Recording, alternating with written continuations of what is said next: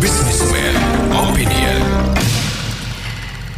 Mengundang kembali Anda warga negara untuk berduyun-duyun di sini menyampaikan suara kita untuk bisa mengawal negeri ini menuju kebaikan. Inilah Businessman Opinion.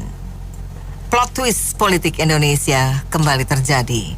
Putusan MK yang melonggarkan batas minimum parpol untuk mengajukan calon kepala daerah dikonfrontir DPR, sehingga PDIP tidak bisa mengusung calon di Pilkada DKI dan beberapa daerah jika tidak berkoalisi.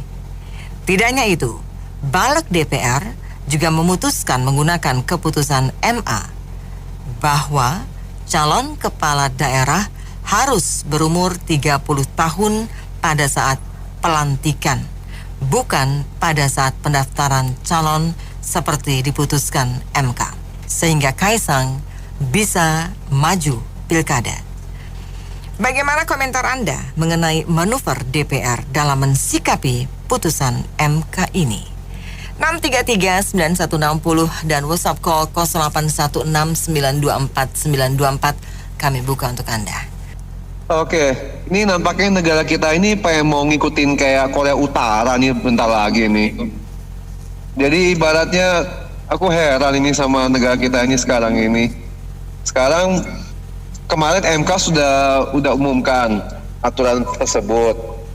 Sekarang tiba-tiba mau dipretelin sama para kumpulan-kumpulan DPR. Ini mau jadi apa negara kita ini?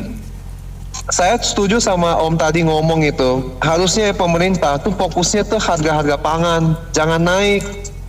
Malah intinya sekarang malah haus kekuasaan ini. Ini sekarang mau diusung anaknya mau jadi calon gubernur. Wah, ini sedih sekali nih lihat negeri kita ini bisa seperti ini nih. Terima kasih. Ini sangat menarik sekali, ya. Karena sebenarnya yang maju ke MK itu kan dari partai kecil, partai Gelora yang baru.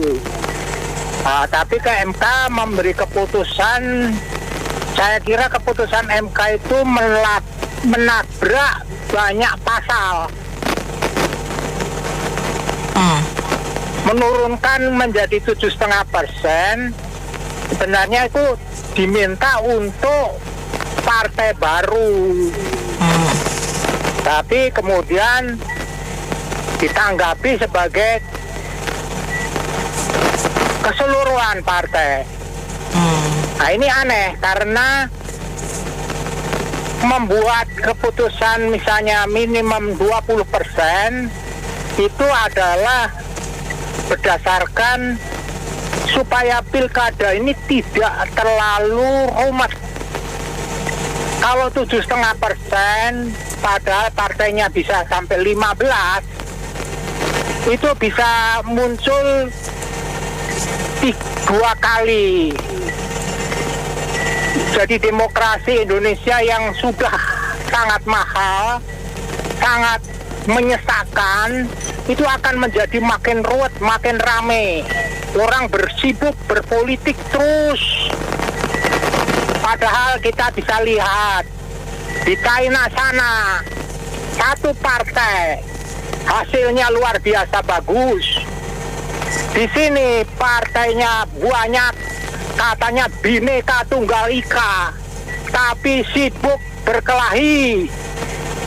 Itulah dia yang paling menyesakkan hati. Kalau DPR melakukan ini dengan menolak, itu wajar. Masa tiba-tiba saja baru seminggu sebelum pendaftaran ada perubahan yang merusak banyak pasal di undang-undang yang dibuat dengan susah payah oleh DPR dan pemerintah. Lucu. Sebenarnya MK perlu memberi keterangan keputusan saya itu untuk apa saja gitu. Jangan lalu diterima, wah ini semua partai kan sekarang ini menjadi banyak partai yang bisa mengusulkan. Nah itu, terima kasih. Ya, saya sih senang aja. Saya lihat kan kemarin-kemarin ya masih 25%. Ya PKB, Nasdem mungkin dijanjiin sesuatu. Tiba-tiba semua mau lawan kotak kosong kan kadang-kadang kita lucu. Ya kalau yang sebelumnya ya tadinya saya pikir kok orang hebat ya kadang-kadang bisa mendewa-dewakan seseorang. Saya lihat begitu. Saya juga dulu milih Jokowi kok, tapi kalau namanya kita nggak benar, orang tua kita pun ya kita nasihatin. Kalau kita masih nggak berbalik ke arah, ya udah kita tinggalin, ya harusnya begitu. Jangan nggak usah mendewakan lah. Kalau yang seperti itu, kalau saya bilang sekarang begini aja. Rizal Ramli waktu sakit, sekarang saya mau bilang, kalau mau jujur, itu orang udah mau mati, pasti dia jujur. Dia ngomong kan ke Total Politik, ini si Kaisang gimana caranya punya 70 perusahaan terakhir di PT PMNT 72 miliar. Nah itu harus pembuktian terbaik dong. Kalau saya orang biasa ngomong ya nggak usah ditanggepin, tapi kalau mantan menteri Rizal Ramli ngomong pembuktian terbalik dong, ya kan. Nah kedua ya istilahnya nih sekarang saya ya istilahnya kerja di daerah Tangerang, lurah dipanggilin ke Senayan, ke waktu itu dikumpulin di GBK. Dia dijanjiin, ya saya perpanjangan masa 2 tahun. Nah, siapa yang nggak milih? Terus kedua lagi, rakyat yang sekarang saya bilang, tadi dia bilang bahwa 17%, 24%. Semuanya rakyat itu banyak kan yang menengah ke bawah. Dikasih BLT, dikasih subsidi beras, ya udah nggak bergerak. Mereka mikirnya, ya kalau bukan Jokowi, gue nggak dapat beras. Ya itu dikasih apa juga nggak bakal bergerak. Nah itulah pintarnya, kayak ternak digiring. APBN kita 40% buat pendidikan. Pendidikannya omong kosong kok kalau dibilang. Apa sekarang? Kita tidur aja di sekolah, sekarang juga pasti lulus. Kemarin ada orang, 19 orang SMP. Baca tulis saja nggak bisa di Pangandaran. Apanya yang pendidikan itu? Ya istilahnya korupsi juga kan, di sini juga dibilang, indeks korupsi Jokowi dari 110 ke 115. Apanya yang mau revolusi mental? Saya pun dulu milih Jokowi, tapi jangan didewa-dewakan lah. Itu manusia kok. Ya, gila kekuasaan juga kok. Itu adalah wajah perpolitikan Indonesia ya. Dan itu sebetulnya kan sudah terjadi lama. Saya ingat waktu itu kan, waktu tahun 2014 mungkin ya, begitu Jokowi menang kan, undang-undang MD 3 langsung dirubah kan, dan itu terjadi dualisme kepemimpinan. Ya kalau dulu sudah pernah terjadi, sekarang pun juga lebih gampang ya, sudah ada pengalaman. Nah memang sih kalau semua orang ngomong oh itu Jokowi ya, menurut saya memang Jokowi ingin menunjukkan kepada seseorang yang mengatakan Jokowi nggak ada apa-apanya tanpa PDIP. Nah dia ingin membuktikan ya, dia bisa merangkul sebegitu banyak partai, meninggalkan PDIP seorang diri. Ya, tanpa Jokowi PDIP melempem. Ya, nah kemudian memang skenario-nya juga Anies. Ya, Anies itu memang kalau dia misalnya maju, oke lah, cuma untuk penghias saja. Tapi kalau menurut saya sih Anies sebaiknya tidak menjadi gubernur lagi. Jangan sampai nanti TGOPP bukan 70 lagi, tapi jadi ratusan, ya. Dan itu kan membebani APBD. Udah gitu nggak ada manfaatnya. Ya, nah kemudian kalau misalnya nih PDIP oke, boleh maju dan sebagainya karena putusan MK, ya kemudian yang dimajuin siapa? Ahok. Menurut saya Ahok itu orang baik, bagus. Masalahnya adalah menurut saya nih ya, resistensi masyarakat Jakarta terhadap Ahok itu tinggi. Ya, dia sudah minoritas, ya kemudian juga dicap sebagai penista agama. Ya, jadi resistensi dia itu kurang bagus, ya, tinggi sekali lah dari masyarakat Jakarta. Nah, memang sebetulnya ada beberapa kader PDIP yang bagus, tapi saya nggak tahu ya bagaimana ini. Nah, memang saat ini kalau saya lihat banyak sekali demo-demo. Saya dengar di beberapa kota juga banyak demo, ya. Tapi agak aneh juga ya, kita lihat IHSG juga baik-baik aja. Ya jadi ya memanglah mungkin ya masyarakat bisnis dan masyarakat umum ya mayoritas lah ya, itu nggak terlalu terpengaruh.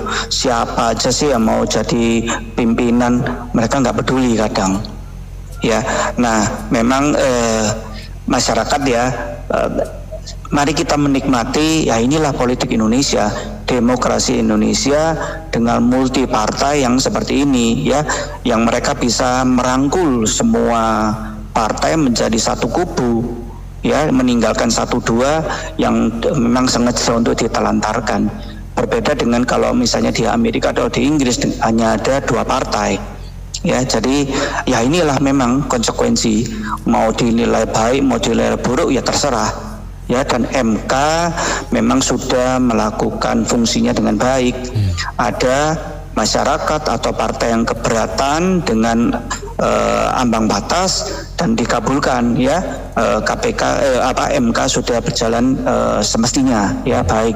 Nah ya itu tadi kalau misalnya DPR kemudian melakukan ingin merubah putusan MK itu dengan mengeluarkan undang-undang baru, yang jadi pertanyaan adalah apakah dia melanggar? Ya mungkin dulu kok gitu ya caranya norak ya, tapi sepanjang itu tidak melanggar ya sudah ya. Jadi ya itulah konsekuensi dari demokrasi dengan multi partai seperti ini ya. Saya rasa itu aja. Pandangan Akong sih pandangan yang dewasa ya. Pertama, demokrasi kita kebablasan, bangga-banggain demokrasi. Kedua, katanya bangsa kita menghormati bangsa terbesar agama di dunia. Ketiga, mereka tidak saling kompak. Kenapa? Kenapa mesti banyak partai? Banyak partai saya berani jamin sampai kiamat pun Indonesia pasti banyak masalah. Masalah yang kita tak duga bisa timbul. Ya dong. Mereka tuh emang orang partai ada mikirin rakyat. Benar nggak? Mikirin mereka sendiri. Jadi masing-masing, oh saya punya partai paling hebat. Saya punya partai bisa bangun Indonesia pro rakyat. Kan pun semuanya bohong demi pribadi, cari usaha masing-masing buat backing tameng partai. Ya itu aja kacau. Ya nggak? Saya nggak salin siapa. Semua bangsa kita belum dewasa, demokrasi ya, masih kacau. Nanti dia akan datang pasti banyak masalah kalau masih banyak partai. Gini loh, kalau mau itu putih ya dibilang putih, kalau itu benar hitam ya bilang hitam. Kenapa sih mesti kalau minor apply yang pertama itu katanya nggak ada masalah. Kalau nggak ada masalah itu rupiah nggak jatuh ini hari bos. Kalau mau kasih komentar itu lihat-lihat dulu. Itu rupiah udah langsung jatuh 200 perak lebih itu. Gimana itu? Indeks juga jatuh itu. Gimana katanya nggak ada masalah. Itu tanya itu sampai sekarang itu mahasiswa masih sudah bubar belum? Ini seluruh Indonesia sudah bergerak ya. Jadi kalau mau hitam ya bilang hitam lah. Oh Jansen tolong jangan abu-abu lah. Kita jadi orang tuh jangan abu-abu. Hitam, putih, udah gitu aja. Ini cuma karena satu orang Indonesia jadi kacau begitu. Bukan siapa-siapa.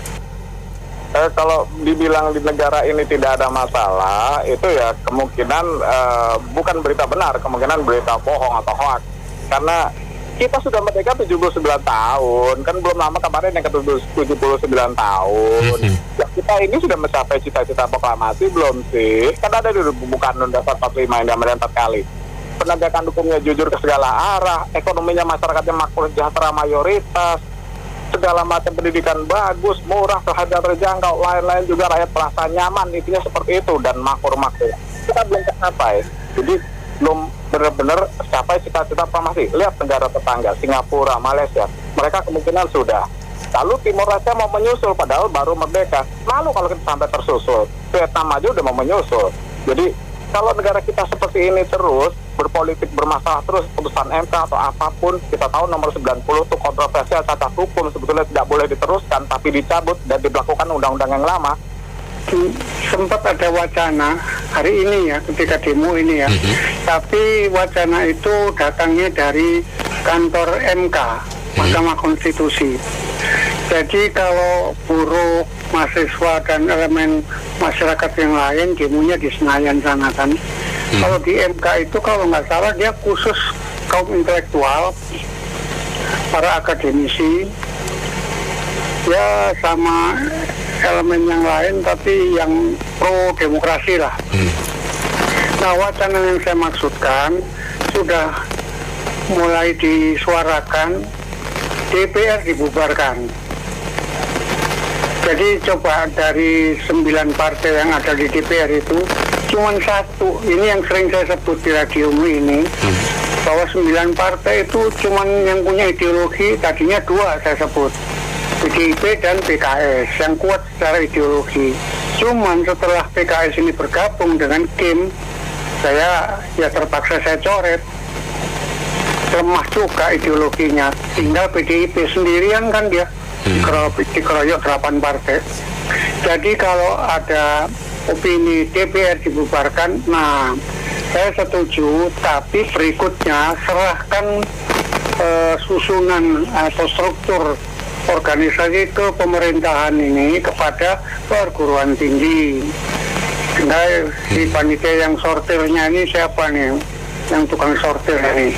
Ya misalnya saya salah satu yang datang tadi ke MK adalah Pak Gunawan Muhammad. Kemudian saya sebut lagi misalnya nama Rai Rangkuti. Nah, orang-orang yang nasionalis, yang idealis begini, ini yang nanti diserahin untuk memilih, disortir betul. Pertimbangan dasarnya begini, pertimbangan apa ya, sederhananya.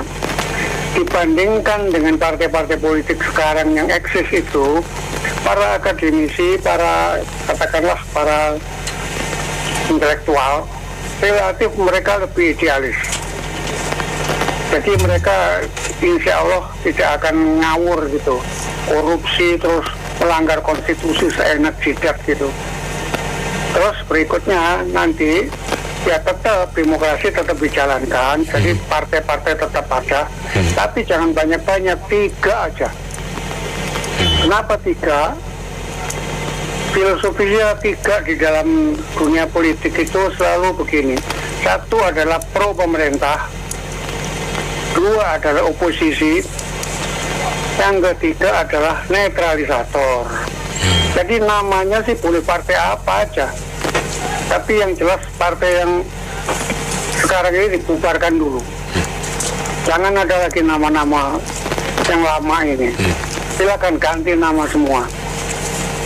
Barangkali kalau PDIP saya harus excuse ya, karena yang salah bukan PDIP-nya, yang ngerusak itu Ibu Mega. Ya seperti Jokowi ini kan marah sama Ibu Mega, negara dikorbankan. Kan kacau jadinya. Dan yang benci sama Ibu Mega itu tidak hanya Pak Jokowi, senior-seniornya Jokowi sebelumnya itu sudah banyak. Perlu saya sebut nama-namanya. Pak Permati, Sopan Sopian, Eros Jarot, Pak Kwikianki, aduh banyak banget ya, Haryanto Taslam, banyak banget lah, saya sudah mampu barangkali nyebutnya itu. Dan sekarang itu di PDIP itu banyak sekali orang-orang baik gitu ya. Sebut misalnya Ahok, lalu si Johan Budi, Eva Kusuma Sundari, Oneng, Ranu Karno. Ini relatif orang-orang yang apa ya, nggak terlibat masalah-masalah serius, masalah-masalah hukum, masalah-masalah yang menggerogoti, merusak demokrasi, nggak ada. Tapi 8 partai itu coba oportunis semua, pragmatis.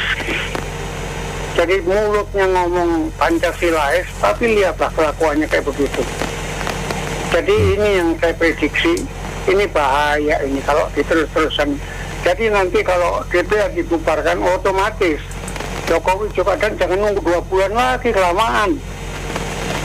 Bila perlu besok turun itu dan tangkap, tahan dia untuk mempertanggungjawabkan kelakuannya terakhir ini 5 tahun terakhir lah, sejak 2019. Karena keputusan DPR ditunda, saya ingin kasih pesan untuk DPR. DPR itu kan wakil rakyat, seharusnya juga membela rakyat dan berusaha yang terbaik untuk rakyat, bukan manut pada penguasa eksekutif. Kalau DPR dan eksekutif itu satu suara, untuk apa ada DPR gitu. Kemudian DPR hendaknya berusaha agar cita-cita rakyat untuk ikut pesta demokrasi di pilkada itu bisa terwujud. Jangan sampai ada kotak kosong atau diada-adakan lawan independen yang boneka ngatut KTP, dan pasti kalah lah. Kalau memang pilkada itu nggak ada lawan, untuk apa diadakan TPS cuma buang duit, untuk apa nyoblos gitu, capek buang. Harap DPR dengar suara dari rakyat dan jangan membangkang keputusan MK. Dengerin suara pakar-pakar hukum. Kalau ketua KPU itu tidak tahu hukum, harusnya diganti saja. Gitu. Kemudian wakil-wakil rakyat yang di DPR yang tidak terpilih lagi nantinya, ini kesempatan yang baik untuk kasih suara yang waras gitu. Gak ada untungnya untuk ikutan tidak waras, malah nanti citra akhir tugas itu buruk gitu. Makasih. Ya, masalah ya MK itu kan sudah pernah membuat keputusan dan langsung diakomodir ya sama KPU yang masalah Gibran ya sama Prabowo sama Pak Gibran itu kan langsung diakomodir kan saat itu. Kenapa yang ini harus ditunda? Kan langsung diakomodir juga dong, itu adil namanya. Kalau ditunda itu namanya tidak adil kan, sama-sama. Apakah kemarin ketua KPU-nya yang bermasalah itu yang mengerti hukum, yang hari ini tidak mengerti hukum? Ya saya nggak tahu ya punya, yang tahu kan cuma Tuhan sama dia aja. Itu aja Bu komentar saya. Memang harus ada pemerataan ya, pemerataan dalam pembagian porsi ya. MK juga harus bijak dan arif, tidak boleh menunda-nunda. Kalau yang satu diberikan, yang satu harus diberikan dengan porsi yang sama. Jadi setiap warga negara bersamaan kedudukan dalam hukum dan pemerintahan. Jangan karena kedekatan dengan pemimpin kita ini jadi segala sesuatu diporak-porandakan. Tidak, harus arif dan bijak menentukan. Karena seberapapun kekuatan parpol, kalau rakyat tidak mendukung akan kalah. Itu harus kita yakini. Kalau memang rakyat menghendaki pemimpin yang baik, yang toleran dan mampu membangun negeri. Tapi kalau pemimpinnya melehoi, suka bermain-main dengan manipulasi, saya kira sulit untuk berkompetisi dan akan dipilih oleh rakyat. Jadi saya kira tolonglah perhatikan kepentingan negeri ini di atas semua kepentingan pribadi gitu loh. Iya, kalau saya pikir sih ini lagi-lagi untuk anak, lagi-lagi untuk keluarga, bukan untuk rakyat, bukan. Lagi-lagi untuk anak dipikirin, untuk keluarga, ya kayak gitulah. Diri sendiri aja begitu, orang lain gue cuekin gitu aja. Makasih ya. DPR itu cari kerjaan aja. Udah tahu dari konstitusi yang mengurus masalah pemilu, yaitu Mahkamah Konstitusi, bukan Mahkamah Agung. Mahkamah itu urusannya dengan KPU, bukan dengan konstitusi, dengan undang-undang persyaratan pemilu, bukan. Ini kok bisa orang kok manut aja sama si Pak Lurah ini. Pak Lurah itu yang bikin begini nih. Dia juga aneh juga. Pak Lurah ini kok berkuasa banget gitu. Ini seperti raja Petruk menjadi raja ini. Petruk menjadi raja, Punakawan mau jadi raja. Dia harus berhadapan dengan Semar dulu, baru bisa menang. Kalau mau menjadi Punakawan, dia mau jadi raja, dia harus berhadapan dengan Semar, bapaknya itu. Bapaknya itu adalah Semar. Itu gimana kekuatannya? Ya Semar itu adalah kita rakyat. Rakyat harus lawan orang-orang begitu tuh, oligarki itu, supaya ya ekstra parlementer lah. Kalau enggak, wah itu seenak-enaknya ya, sesuka hati dia. Kita harus kumpul. Kita diambilkan kalau di dalam pawayangan itu Semar itulah yang bisa menjatuhkan mereka. Ini oligarki, masa 12 partai mendukung Ridwan Kamil, terus diatur-atur lagi Mahkamah Konstitusi. Buat apa Mahkamah Konstitusi dibuat? Ada di Indonesia. Itu ya, kita negara demokrasi. Ya. Ada dasar hukumnya. Pembuat undang-undang itu adalah legislatif dan eksekutif. Ya. Nah, jadi kita ada eksekutif, legislatif dan yudikatif. Pembuat undang-undang adalah legislatif dan eksekutif. Untuk menguji bagaimana undang-undang itu, masyarakat bisa mengusulkan ke MK. MK memutuskan keputusan mereka, ya itu baik-baik saja. Tetapi lantas ditanggapi oleh DPR pembuat undang-undang, lalu mengatakan kembali seperti undang-undang yang mereka lakukan. Jadi semua sah dong. Jadi bagi kita masyarakat banyak ini, khususnya rakyat-rakyat ini, ya semuanya lembaga harus saling menghormati, saling menghargai. Eksekutif kita hormati, kita hargai, legislatif juga, MK juga. Nah kalau eksekutif dan legislatif mengatakan apa yang menjadi keputusan mereka, sekarang paripurna ya? Iya Pak. Iya, apapun keputusan daripada DPR dan pemerintah, ya itu yang kita jalankan. Lembaga harus saling menghormati. Kan mereka yang pembuat undang-undang, pelaksana pemerintah. Nah jadi MK kita lihat juga sudah seperti berpolitik, ya. Jadi kurang murni lagi tuh. Kalau soal supaya ada lawan tanding daripada yang dicalonkan, baik yang belum ada anggota DPR-nya di parlemen supaya bisa mengusulkan, itu juga bisa aja. Yuk kita gabung di seperti sekarang nih KIM. Yuk gabung yuk, bisa juga gabung, tetap aja bisa satu lawan kotak kosong, bisa kan? Nah, independen juga bisa kan? Independen juga bisa aja dipengaruhi. Yuk, satu aja. Independen kan bisa sebenarnya ini kalau sungguh-sungguh. Jadi jangan saling menyalahkan.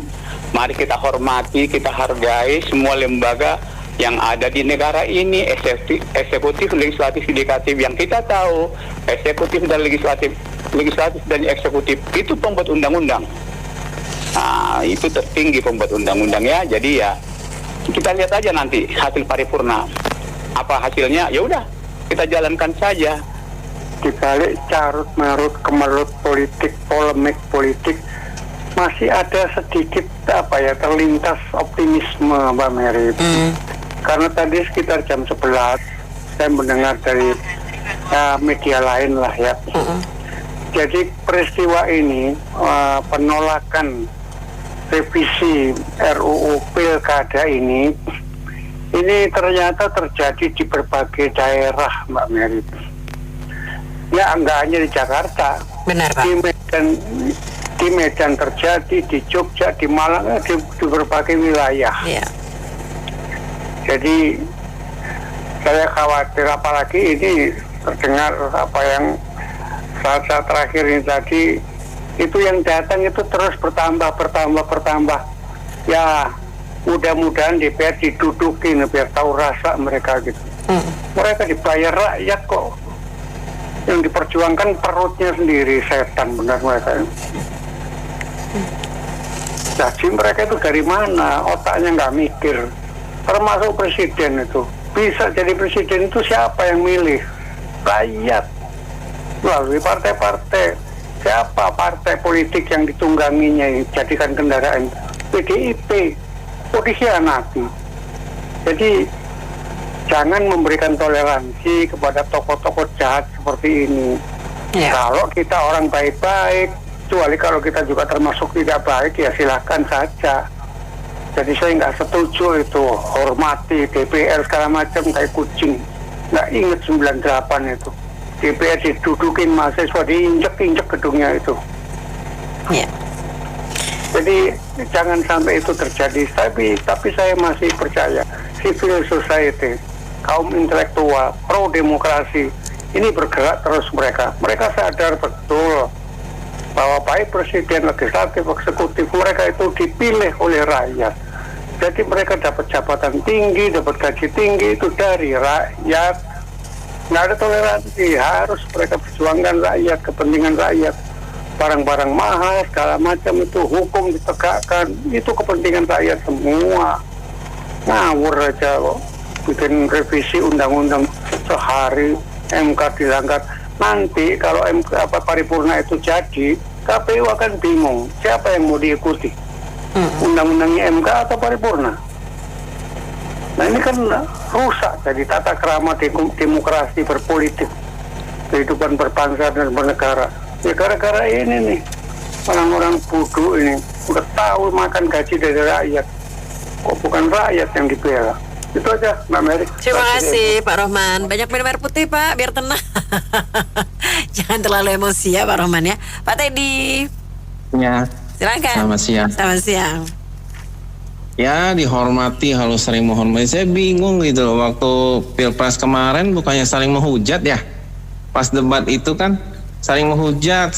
Jadi seakan-akan ya kita kan ada pihak, ada apa yang mendukung ini, sekarang ketipu semua. Sekarang mereka bersatu. Jadi yang ditipu itu siapa? Rakyat lah. Kenapa kita harus hargai gitu loh? Bingung deh. Kadang-kadang ini jadi ada apa? Undang-undang ini dipakai seakan-akan kita itu udah menyerahkan kekuasaan ke mereka semua. Jadi kita itu udah nggak bisa berbuat apa-apa gitu loh. Nah, jadi saya menganggap ini berpihak kepada rakyat kebenaran, bukan berpihak kepada partai. Partai itu cuma wakil. Jadi sekarang rakyat yang bersuara, gitu aja. Oke, makasih. Jadi anggota DPR kita ini harusnya mereka itu hormati keputusan MK. Dia orang pilihan, basicnya ada apa enggak? Nggak tuh hanya dibodoh-bodohin diri dia sendiri, malu kan harusnya. Mengikat itu putusan MK. Masa ujuk-ujuk, wah langsung gerak cepat semua, giliran Memble hari ini. Ya enggak, kembali lagi saya bilang, saya punya adik, saya mau calonnya juga malu, saya mau tahu di mana nih. Ya, jadi sekarang ini bukannya Jakarta aja Mbak, Indonesia saya bilang, Indonesia. Ini untuk kepentingan Indonesia. Hanya segelintir manusia saja saya bilang ini lagi. Segelintir manusia yang mengelola, ibaratnya dia ini penikmat kemerdekaan kita.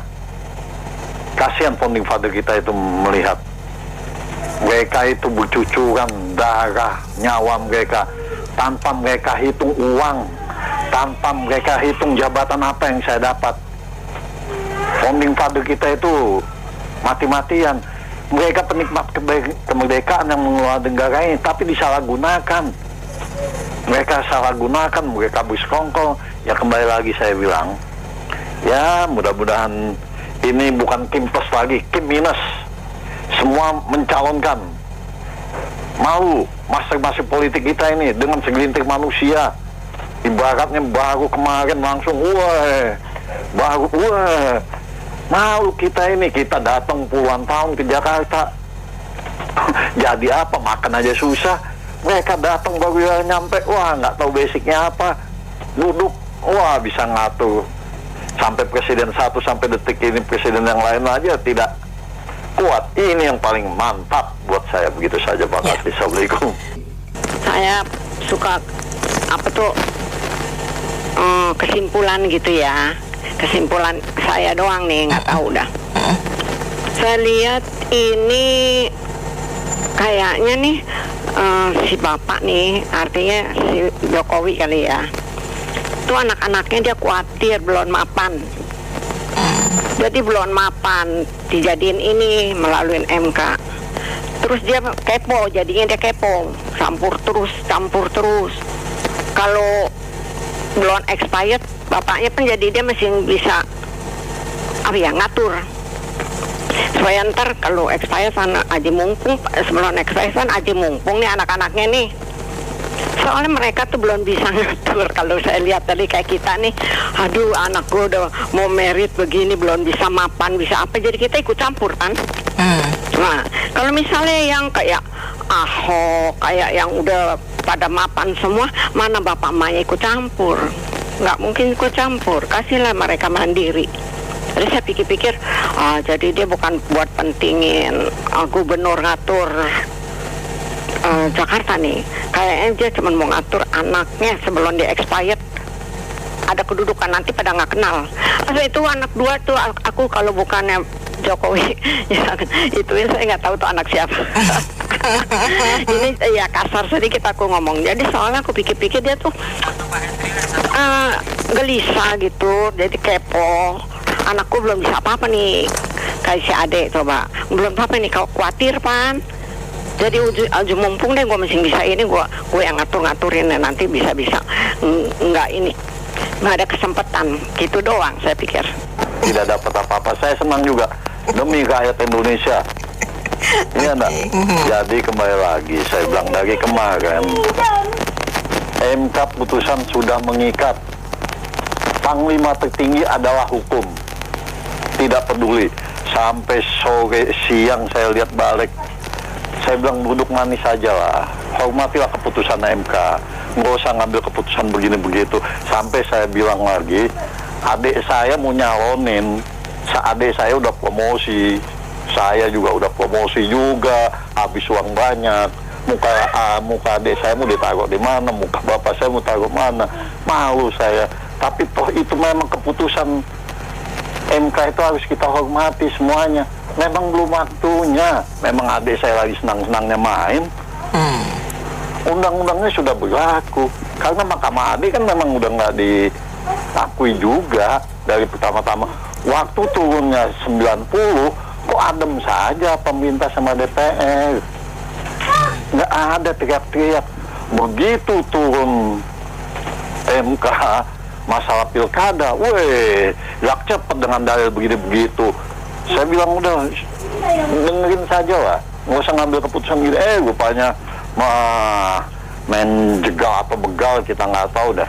Jadi kembali lagi saya bilang kepada anggota DPR, coba tolong hormatilah keputusan MK ini.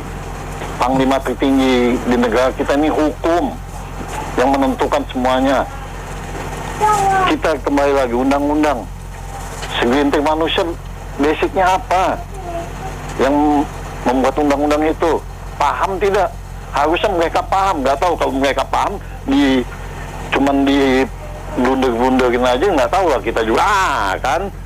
Jadi kembali lagi saya bilang tetap berjalan panglima hukum kita untuk MK keputusannya. Rakyat, bukan untuk Jakarta, untuk Indonesia pilkada ini, bukan untuk segelintir manusia. Kasihan, apa karena ada DP mereka berjuang begitu hebatnya? Coba kita flashback ke belakang lagi, waktu 90 gimana, kemana? Kok diam anteng duduk manis DPR, pemerintah? Tapi begitu putusan ini langsung gerak cepat dengan dalil begini begitu. Iya enggak? Oke. Jadi coba tolong kembali lagi, founding father kita melihat itu para profesional, para diplomasi founding father kita ini sampai Indonesia ini berdiri sampai usia 79 tahun. Kita ini penikmat kemerdekaan. Harusnya kita sebagai penikmat kemerdekaan, kita gunakan kemerdekaan ini sebaik mungkin. Para pendiri kita itu melihat berdarah-darah mereka, nyawa tidak mereka hitungkan, tidak menghitung uang berapa saya dapat. Iya enggak? Iya. Kita penikmat kemerdekaan ini, gunakan kenikmatan kemerdekaan kita ini. Jangan kita segelintir manusia mengatur-ngatur. Kita kembali lagi berkaca, para raja-raja Eropa, Inggris saja, Charles, wah, dia ngikutin jalurnya untuk jadi raja itu. Begitu juga di Indonesia ada Sultan Hamengkubuwono, anak-anak juga ngikut. Tidak ada bergaya-gaya semuanya. Ini kita negara republik. Iya dong, Mbak. Jadi begitu sajalah. Coba berempatilah kepada rakyat ini. Ini kita menikmati pilkada ini sudah tidak bisa, nggak usah memaksakan diri lah. Belum waktunya. Memang anak kita lagi senang-senangnya bermain kok. Jangan dipaksakan, nggak baik. Ya, ini negara, bukan negara Republik Indonesia. Ini negara pemilih itu punya nenek moyang mereka yang berkuasa. Jadi kita rakyat ini korban. Bukan kita bukan penikmat kemerdekaan. Kita jadi sapi perasan mereka. Mereka kaya-kaya kok, itu semua pejabat itu. Kalau soal begal membegal, mereka lebih sadis dari begal di jalanan. Begal di jalanan bacok mati 1-2 orang. Kalau begal ini, mereka matiin seluruh rakyat Indonesia. Kekuasaan demi kekuasaan, mereka itu mati-matian, kepentingannya yang dibela. Bayangin aja, keputusan MK aja mau dianulir dengan atas nama rakyat. Rakyat yang mana? Ya kan, kalau bilang mau mereka taat hukum, itu bukan Indonesia kalau bisa taat hukum. Percaya saya lah, kalau pejabat-pejabat yang jangan suruh rakyatnya taat hukum, pejabatnya aja nggak taat hukum. Kalau Indonesia itu bisa taat hukum, itu bukan Indonesia, ganti nama, itu Cina jadinya, atau Singapura. Ya kan, bukan negara Republik Indonesia, Singapura dibalikin ke sini. Mereka semua demi kepentingannya, rakyat itu dikorbankan. Ibarat catur kok ini hidup. Yang mana mau dikorbankan? Rakyat dikorbankan. Tipu-tipu dikit dulu, kasih BLT. Udah itu ya dibantai. Jadi kalau soal mau keadilan, hukum, dari dulu saya udah ngomong kok. Politisinya itu semua busuk. Bangke itu semua. Saya nggak marah lu ya, Neng. Nggak marah lu. Nggak marah. Masih terkendali. Itu. Karena mereka punya kuping itu budek, picek matai, cangkemnya doang itu yang pintar ngomong itu. Jadi kalau orang timur bilang itu asu dah keluar itu. Jadi rakyat yang selalu dikorbankan. Tidak ada yang membela rakyat, itu bohong, bullshit semua. Kita yang menengah aja sampai ngempos itu. Mereka lu lihat kaya nggak anak-anak pejabat? Bawanya mobil apa? Bentley. Anaknya bawa apa? Rubicon. Kita makan aja susah, Neng. Jadi jujur aja, kalau soal begal membegal kita nggak bisa apa-apa kok. Konstitusi aja dicungkir balik kok. Undang-undang semua diterobos kok. Katanya taat hukum, tinggal tanya ABCD, tanya ke polisi, tanya ke hakim jaksa. Ais, untung saya bukan Ahok lagi tapi. Kacau itu. Naik kereta ke Binaria, main layang-layang di pagi hari. Warga Jakarta bergembira ria, tapi sayang hanya 1 hari. Kasihan deh lu.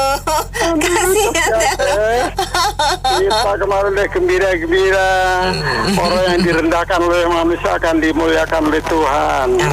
Ternyata ada penyangkalan, ada jadi persanggahan dari DPR. Itu DPR dengan arogannya itu kan Kimples itu. Masa PDI dianaktirikan sendiri. Kalau menurut yang itu pendapat para ahli-ahli kan itu keputusan MK itu tidak bisa diganggu gugat, udah final. Waktu ada Pilpres ingat kan yang namanya putra mahkota jadi wapres itu. Itu 3 hari sebelum pendaftaran, injury time banget itu. Itu langsung nggak ada yang protes sama sekali, padahal itu dari MK juga. Giliran sekarang adiknya putra mahkota ini mau nggak lolos, mereka langsung kayak ini kebingungan. Jadi langsung sidang darurat ini hari paripurna. Ini kan nggak masuk akal. Apa dia takut nggak ada jatah menteri, atau takut sama Pak Jokowi, atau gimana nih, takut anaknya nggak bisa dicalonin. Sayang sekali nih. Jadi membuat kegaduhan, yang buat kegaduhan sekarang ini DPR. Kalau tadi kan saya lihat Cing Nina bilang kalau istana itu bapak ya, Monas itu simbol bapak. Nah sekarang di DPR simbol ibu. Sekarang yudikatif simbolnya apa dia? Simbolnya apa ya yudikatif ya? Buku. Mertua apa tuh? Mertua apa ipar tuh? Jadi bingung ini, kalau rakyat kan kini jadi bingung. Itu MK udah dulu putusan MK dipatuhin, sekarang giliran nggak menguntungkan Kimples jadi si ini dibatalin. Kan ada nanti undang-undang udah di paripurna, tanda tangan, jadi ada ini lagi, ada judicial review ya, enggak lagi, jadi nggak ada habis-habisnya nih. Sebaiknya pilkada diundur dulu lah, nggak usah buru-buru, atau nggak usah ada pilkada dulu, terutama di Jakarta. Apa ya? Dagelan ya, maksudnya saya nggak ngerti Indonesia, kok negara kita bisa jadi seperti ini ya? Hukum itu dijadikan kayak seperti dagelan gitu loh, seperti bapak yang tadi Pak Agung ya. Nah, yang dulu itu ya saat pilpres MK keluarin satu keputusan yang aneh, tapi tidak diapa-apain oleh DPR yang terhormat DPR ini. Tapi sekarang diprotes oleh DPR, kan aneh sebenarnya kan. Menurut saya nggak make sense gitu loh ini. Nah inilah yang celaka. Kalau menurut saya nggak tahu ya, apakah ini tanda-tanda eksekutif bergandengan tangan dengan legislatif untuk melakukan tindakan-tindakan yang tidak lagi sesuai dengan hukum kenegaraan kita ini. Sangat menyedihkan sebenarnya melihat tata negara kita yang katanya kias politika ini mana gitu loh. Aduh, menyedihkan banget ini. Terutama dari sisi hukum kita ini ya Mbak Neni ya. Sangat menyedihkan. Orang pemangku kekuasaan itu bisa mengutak-atik hukum ini dengan seenaknya sendiri sesuai dengan kepentingannya. Menyedihkan, tidak ada powernya gitu loh hukum ini, menyedihkan sih. Ya mudah-mudahan ada orang ya, sekelompok orang yang bisa sadar dan merubah tatanan negara ini kembali. Amin. Terima kasih Pak Audi, terima kasih banyak, luar biasa sekali Anda mitra bisnis yang sudah beropini dalam Businessman Opinion dan Media.